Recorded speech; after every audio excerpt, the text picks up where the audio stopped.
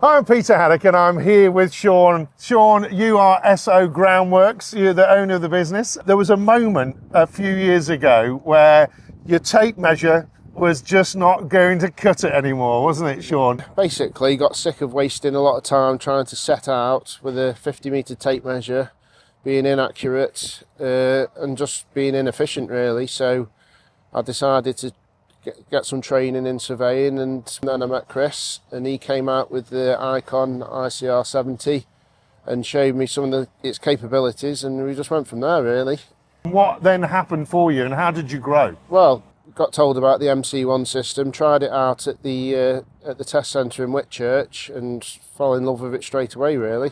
Yeah, from there Chris put me in contact with JCB and we got the whole package wrapped up in one basically.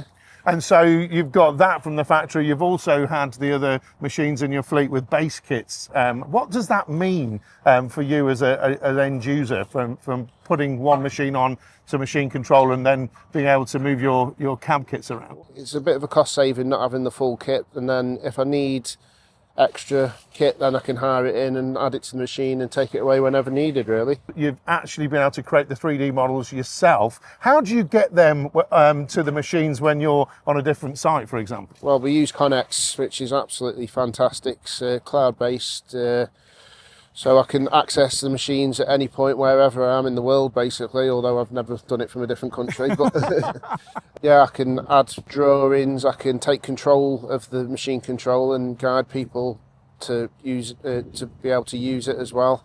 So yeah, it just makes you not stop working basically. You've also used it for measuring volumes. Yeah. There was a particular project which really stood out. Tell me about it. Yeah, we did an industrial unit which involved a lot of muck shifting around the site, digging out, throwing it back in, compacting in layers.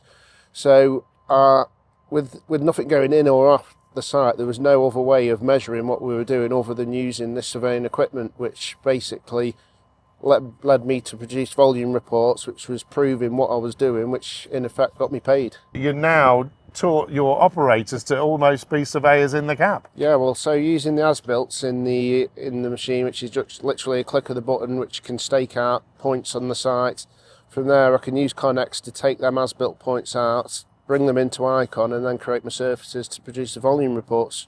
You're on a site here where things have changed and you're about to use more technology from X-Watch 3D collision avoidance, which is inside the MC1 tablet. Tell me about that and why that's important to you now. Yeah, well, basically we've put all the drains in on site. There's been a variation on site where there's new routes of services which actually go along or clash with our drains. So now we've created an avoidance zone with all our drains which are in the ground.